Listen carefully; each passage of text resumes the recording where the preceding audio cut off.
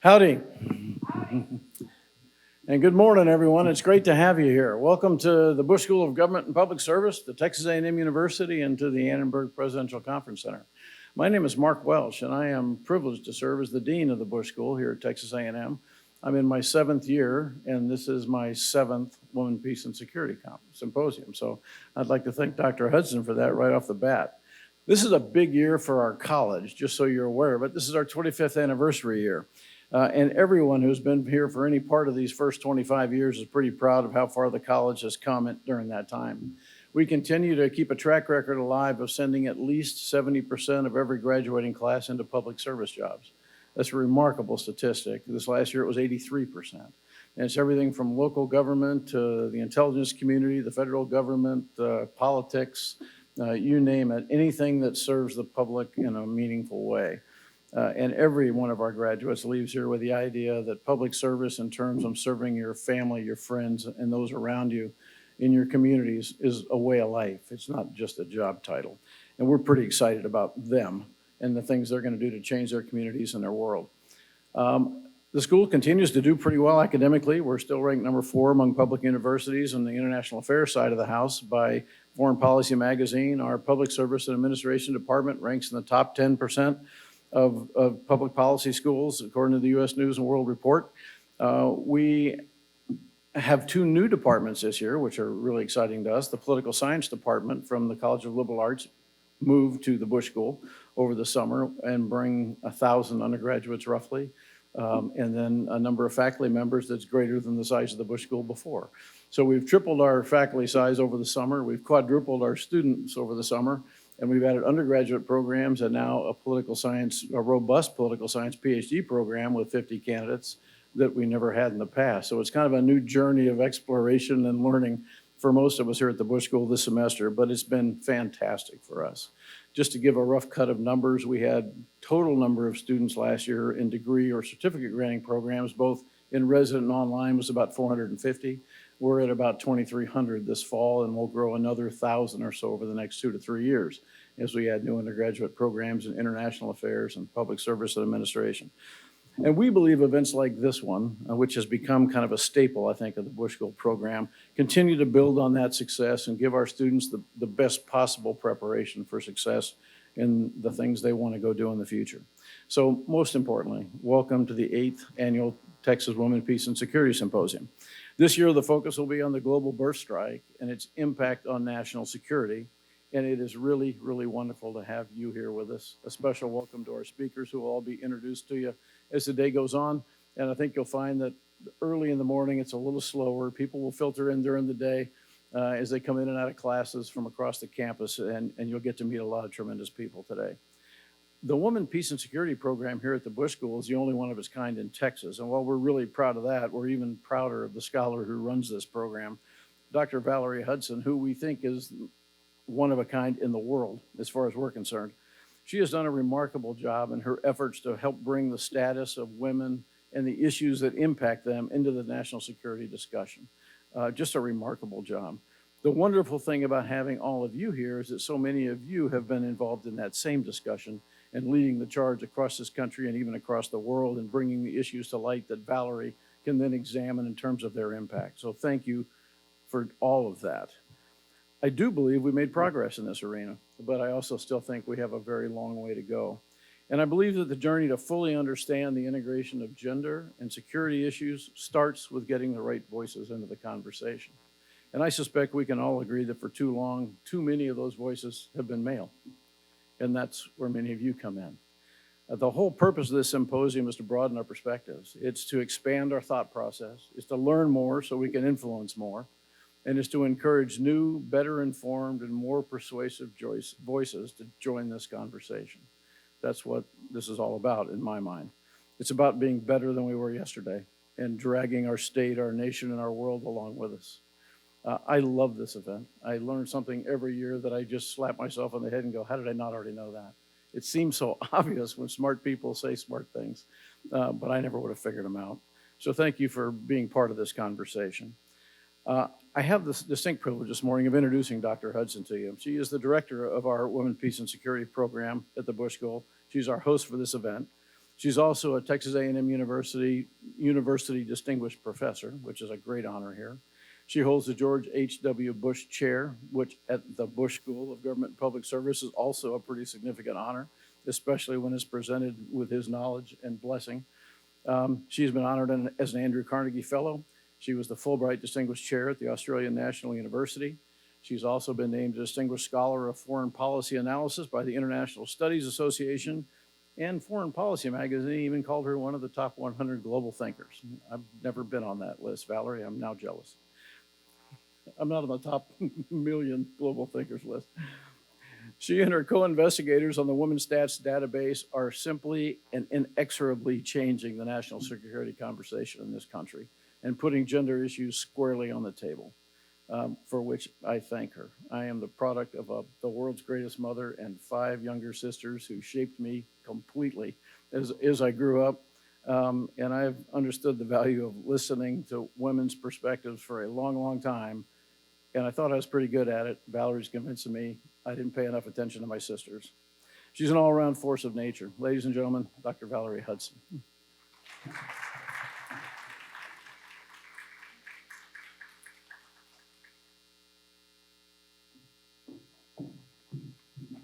Greetings, everyone. I am so glad to see you. This is the culmination of a lot of planning and preparation. I'd like to echo Dean Welsh's welcome and express my gratitude to Dean Welsh and the Bush School for their support of the program on women, peace, and security. Dean Welsh, in particular, has been a steadfast champion of all that we do. He gets it, and I believe part of that, yes, is his military background. I've met many women in the Air Force who count Mark Welsh as their mentor. On Tuesday, I met Colonel Lauren Crushane, the first woman in 15 years to head the 37th Training Wing at Lackland Air Force Base. She and I spent an hour together discussing all things WPS, and she also spoke of her experiences with General Welsh when she was a younger officer. The Bush School's strong support has meant that the program on women, peace, and security here at Texas A&M has become one of the premier WPS programs in the nation. And just this last year, we added a wonderful co-director of the program, Professor Suman Lee, trained at Rutgers, who will be offering classes on women and armed conflict. And we now find that some students who apply to the Bush School are applying primarily for the purpose of studying women, peace, and security here. So thank you again, Dean Welsh, for all that you do and sharing our vision. Now, before I go any further, a few logistical items. Most important, where are the bathrooms? They are down to the right and down the main hall to the right, and the restrooms are on your right. So they're very easy to find. In addition to the lunch break, we'll have short breaks at 10:30 and also at 3. Will you be able to answer or ask questions of our speakers? Yes, indeed. We have built-in Q&A time for each of our speakers as well as our panel. Since we have 2 sites here and at Washington, D.C., where we have now a D.C. campus of the Bush School, if you're in the same site as the speaker, we will have microphones for you, and you may ask your question. If you're not in the same site as the speaker, your questions will be transmitted through a chat function, and someone at the site will speak your questions out loud. It's a bit clunky, I agree, but I think with some goodwill and patience, we'll make it work. On a different matter, the lunch we have scheduled at 12:15 is for invitees only. It's not an open lunch, so I'm sorry about that. And last, will there be a video in case you have to miss part of the symposium? Yes, absolutely. That wonderful man there at the back with that huge camera is videotaping it professionally for us, but it will take a few weeks to get on the site, but it will be there. All right, back to matters at hand. One of the highlights of the program on women, peace, and security is our annual Texas Women, Peace, and Security Symposium. There are many people in my field of WPS that are shocked to hear the word Texas and WPS in the same breath, but I assure you this is no fluke. In fact, this is our 8th Texas WPS Symposium. You can see videos of the previous symposia on our website.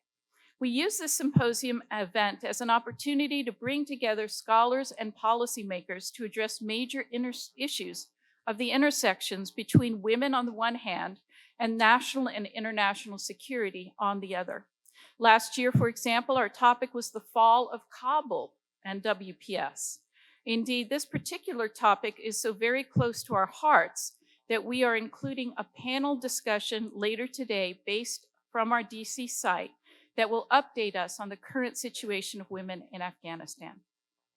This year, our topic is National Security and the Global Birth Strike, New Perspectives on Rationalizing Reproduction and Caregiving. This topic holds great interest for me, for my own research has been located at the intersection of demography and security studies for a very long time. And we have an amazing lineup of speakers to address this topic, as your program makes plain. The issue of birth rates has finally, quote unquote, hit the radar of the security establishments around the world.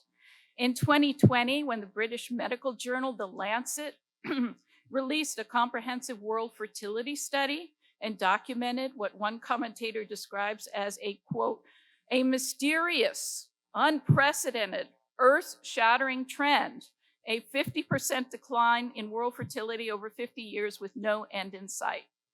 Even the study's scholarly authors described their findings as, quote unquote, jaw-dropping. Birth rates have gone from being merely sub-replacement to being extremely low. Sub-replacement birth rates denote less than 2.1 children born on average per woman. Extremely low birth rates are defined as a total fertility rate of 1.5 or less children per woman. In all cases, of course, population growth is negative, holding to one side immigration. Extremely low birth rates are certainly near the top of the list of concerns for countries such as China, Russia, Japan, Hungary, among many others. For the populations of all four are shrinking. Projections are by that 2100, China will have fewer people than it had in 1960. And its working age and military age population will be less than a third of what it is now. These trends are not helped by that country's history of sex-selective abortion and female infanticide, which culled hundreds of millions of future mothers from its population. Security Studies has finally taken notice. Think pieces in security studies journals about the future of geostrategic power and military power, if extremely low birth rates continue as they do, are proliferating. And I will survey that literature more in my concluding remarks. Heck, even Elon Musk is worried. And in his own words, he is, quote, always banging the baby drum and has contributed at least 10 kids to help solve the problem personally. I'm saying all of this a bit tongue-in-cheek because as a committed feminist and international relations scholar, this is also ironic. Women have been studiously excluded from the discourse and concern of national security policymakers for as long as there have been nations. What has changed is that for millennia, women had no choice but to reproduce the nations into which they were born, thus assuring the perpetuation of the great geopolitical games played by largely men. But then women's access to contraception has become a reality over the second half of the 20th century. Since that time, we have seen this stunning, what did they say, jaw-dropping drop in fertility worldwide. This is not just a Western phenomenon, in case you might have thought that it was. It's not even just a rich nation phenomenon. Even countries with low levels of economic development, such as Albania and Mexico, have seen significant drops in fertility. Indeed, about 2/3 of the world's population now lives in countries with sub-replacement birth rates, totaling about 92 nations.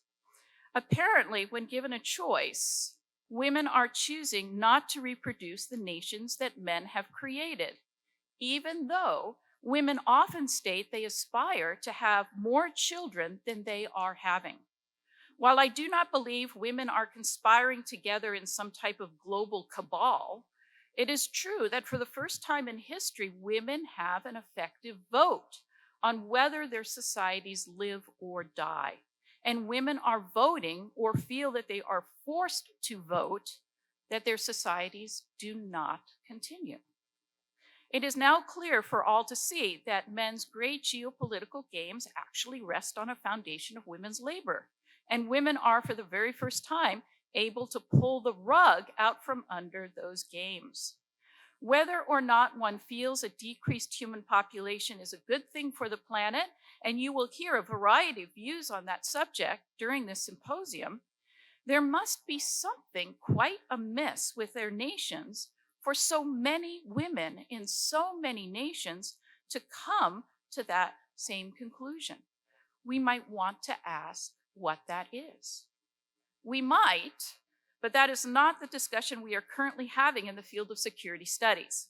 The discussion we are currently having is how much money we have to throw at women to get them to reliably reproduce.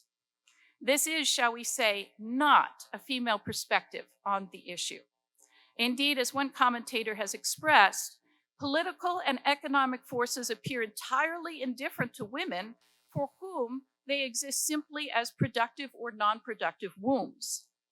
The idea that money is the only obstacle to achieving a replacement birth rate is an idea that still sees women instrumentally as something akin to recalcitrant machines.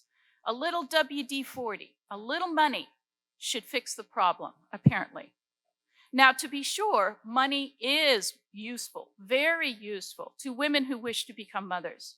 And yet, stunningly, countries that are throwing megabucks at women to get them to reproduce are still having difficulty reaching anywhere near replacement birth rates. Hungary, from whence our distinguished panelist, Mr. Andris Dontsev hails, will hopefully detail his country's experiences, successful and unsuccessful, along these lines. One demographer calculates that for the US case, the recently proposed Bennett-Romney package of incentives called the Young Child Tax Credit, which would have provided families from between $2,500 and $4,500 per year per child, would have spent billions through direct transfers, but would only yield at the extreme upper limit about 0.04 additional children per woman in increased birth rates. And they conclude that pronatal incentives do work, more money does yield more babies. Anybody saying that otherwise is mischaracterizing the research, but it takes a lot of money. Truth be told, trying to boost birth rates to replacement rate purely through cash incentives is prohibitively costly. Money is apparently not all there is to this story. Could it be then that security studies needs a feminist analysis of the global birth strike? Is lack of a WPS-informed analysis a major lacuna within the National Security Council's tackling this issue? Would a more fruitful approach to the global birth strike yield a different set of questions than we are currently asking, such as what kind of society would women want to reproduce? And its inverse, what kind of society do women not want to reproduce? One columnist put it this way, quote, "It is time for those men opining on the birth rate in purely economic terms to step to one side and stop drowning out the voices of those who matter most in this debate, women of reproductive age and the girls who will become them." Quote, "Why, oh, why aren't these women doing their duty?" Unquote, the politicians and economists lament. Maybe ask them. They'll have a lot to say. Furthermore, I'd like to also point out that there are complex issues here for committed feminists to wrestle with.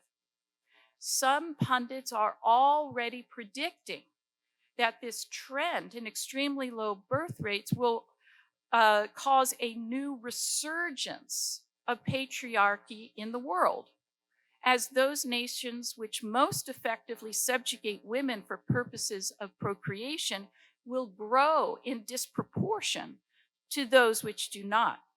And a second reason, as welfare states unable to support generous social welfare programs in the face of population decline, throw social obligations back onto the family, with the result that only those families that invest in reproduction will be capable of effectively picking up those social obligations, such as elder care. We may see, or can we say, since we're in Texas, that we already see a significant curtailment of women's reproductive rights as a result. But ironically, the countries with the most draconian abortion restrictions, such as Poland, also have extremely low birth rates.